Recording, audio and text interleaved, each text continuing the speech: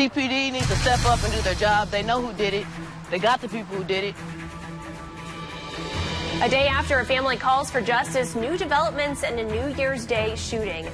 And what neighbors say about a death investigation near Sedalia. KOMU 8 News at 6 starts now.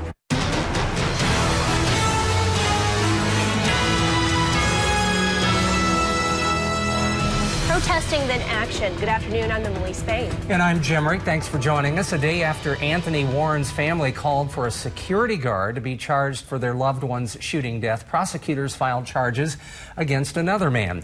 Police say Matthew McMillan was involved in the events leading up to the deadly New Year's Day shooting at a Waffle House. He faces second-degree murder, assault, armed criminal action, and unlawful use of a weapon charge. Police do not believe McMillan actually shot Warren, but state laws allow someone to be charged with murder if someone dies during the commission of a felony.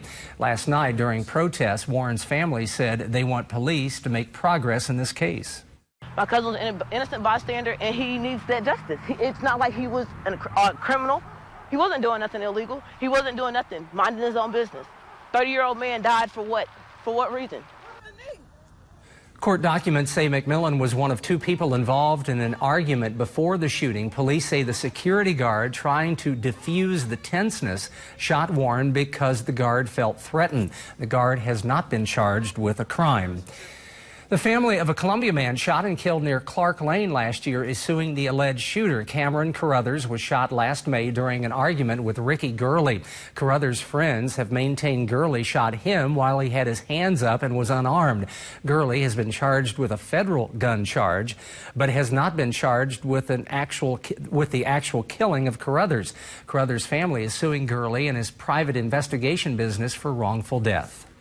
Pettis County deputies are investigating the death of a woman near Sedalia. KOMU 8's Kyrion Lee has been following the story all day. She joins us now at the Western View Estates Trailer Park with the latest details. I'm live near Sedalia, where deputies are on the scene of the death investigation. The sheriff's office and the Pettis County Sheriff's Office and coroner just confirmed that 21-year-old Cassandra White was the victim. The responders tried performing life-saving treatment on White, but the attempts were unsuccessful, and she was pronounced dead at the scene. Neighbors told me that she had 2 kids and possibly lived with a boyfriend. Last night, deputies were dispatched to the house behind me when a call was received of a person with gunshot wounds. Approximately 2 hours before, deputies responded to the area because of reports of gunshots. Some neighbors described to me the victim's presence. I just knew her to see her and, like I said, wave or say hello in passing, but that was it. Like I said, she hadn't been here very long. And they kept pretty much to themselves. I seen her putting the kids in and out, but I didn't see her out walking around or moving around a lot other than that. I have never felt unsafe here. This is one of the safest places to live. I did have concerns about that house, but apparently I don't have to worry about that anymore.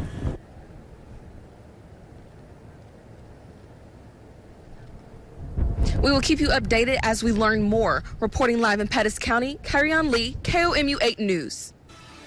Here's what's happening right now. Governor Greitens is about to give his State of the State address. KOMU 8's Lydia Nussbaum joins us live at the Capitol with a preview.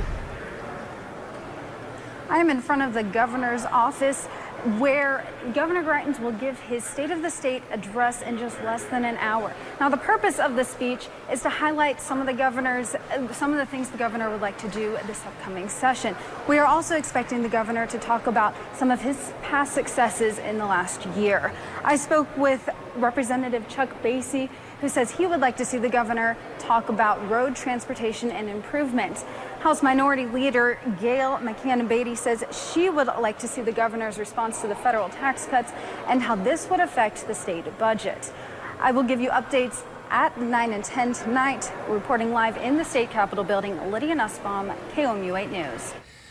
Mid-Missouri's ice is melting, but that didn't stop firefighters from training for an ice rescue today. KOMU 8's Haley Jennings went to Jefferson City Lake to take a look. This frozen lake could be a thing of the past. The weather is warm today, but that doesn't stop preparation for ice training. The Jefferson City Fire Department is training today at McKay Lake for ice safety. The firefighters perform a fake scenario of saving each other from the frozen lake, fast and efficiently. Firefighters says it teaches them to quickly save lives. but this is one of those times when we really know that speed is of the essence. We know that victim is going to be failing quickly. Well, there's a lot of lakes and waterways here in Jeff City, and you know, with the cold weather we have, it wouldn't be uncommon for us to have to go out and save somebody from falling through the ice. Ice skating or being on the ice is prohibited at Jefferson City Public Lakes, so the best way to stay safe is staying away. In the studio, Haley Jennings, KOMU 8 News.